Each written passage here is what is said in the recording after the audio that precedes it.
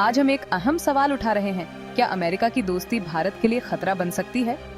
Henry Kissinger ने कहा था, अमेरिका का दुश्मन होना खतरनाक, लेकिन दोस्त होना घातक है।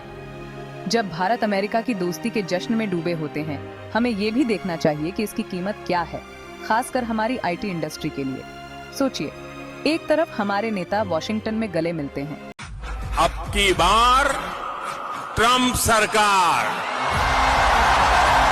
लोकतंत्र की बातें होती हैं, लेकिन दूसरी तरफ अमेरिका ऐसे कानून बना रहा है जो हमारी अर्थव्यवस्था की रीढ़ पर चोट करते हैं। क्या ये दोस्ती है या सिर्फ व्यापारिक खेल?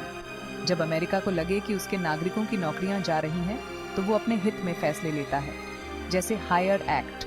भारत की आईटी इंडस्ट्री करोड़ों युवाओं के सपनों का नाम है, लेकिन जब अमेरिका अपने दरवाजे बंद करता है, तो इन सपनों का क्या होगा? क्या हमारी सरकार ने इन खतरों के बारे में सोचा था, या हम तात्कालिक फायदों में ही खुश थे? ये सवाल हर भारतीय को पूछना चाहिए। क्या हम हमेशा ऐसे सहयोगी पर निर्भर रहेंगे जिसकी दोस्ती मौसम की तरह बदलती है?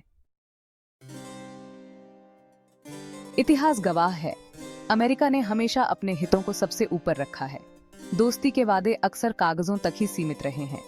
वियतनाम को देखिए, सालों साथ देने के बाद अमेरिका ने अचानक साथ छोड़ दिया, देश बिखर गया, लाखों लोग प्रभावित हुए।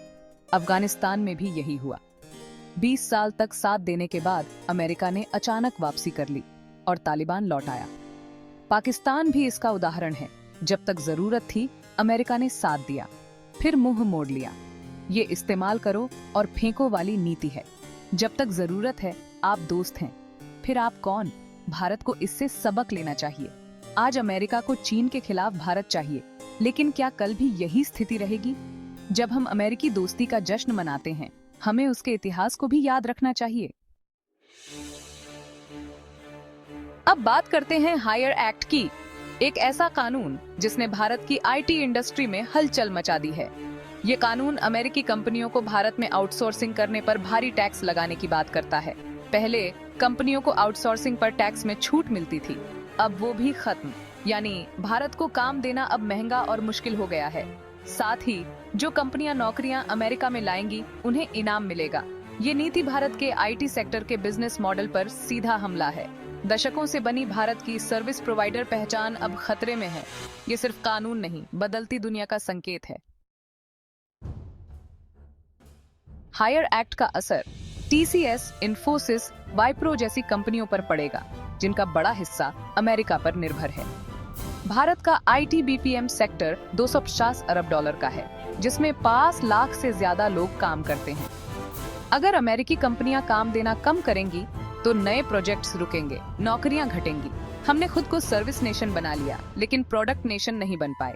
चीन, कोरिया, ताइवान ने सर्विस से आगे बढ़कर अपने ब्रांड बनाए, सैमसंग, टीएसएमसी, हुआवेई। भारत आज भी दूसरों के दिए काम पर निर्भर है। यही हमारी सबसे बड़ी कमजोरी है। हायर एक्ट हमें चेतावनी देता है, अगर हमने इनोवेशन और ब्रांड पर ध्यान नहीं दिया, तो हम हमेशा दूसरों पर निर्भर रहेंगे। अब सवाल है, आगे क्या? क्या हम हाथ पर हाथ धरे बैठें या इस संकट को अवसर में बदलें? हमें सर्विस प्रोवाइडर की मानसिकता से निकलकर इनोवेटर बनना होगा। इसके लिए सरकार, कंपनियों और शिक्षा संस्थानों को मिलकर R&D और इनोवेशन पर निवेश बढ़ाना होगा। भारत के युवा दुनिया के सबसे तेज दिमागों में हैं। जरूरत है उन्हें सही दिशा और मौका देने की।